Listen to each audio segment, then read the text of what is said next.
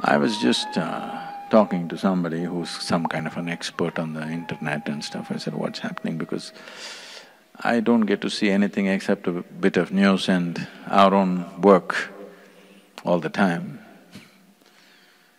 I never get to browse or see anything, so I was asking, what are people looking for, what is it?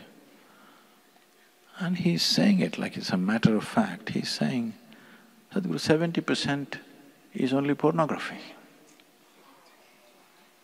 70% of the internet traffic is pornography. I don't know if this percentage is correct, but if it's anywhere near that, I mean, what's happened to us?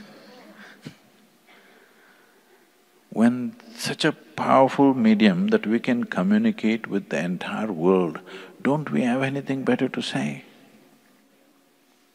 I'm not trying to be moralistic and say this is wrong, that is wrong. But I'm saying, for the first time in the history of humanity, we have this capability that we can say something to the entire world in one shot. Never before this was even imaginable, isn't it? I want you to understand, you've just taken it for granted, your whatever Instagrams and WhatsApps and Twitters and emails, don't take it for granted.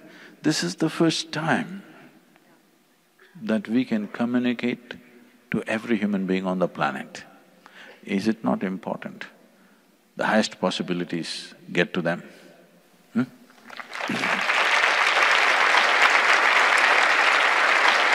See, today, the three biggest industries on the planet are, the first, number one industry is arms and armaments. Number two is alcohol and tobacco put together. Number three is pharmaceuticals.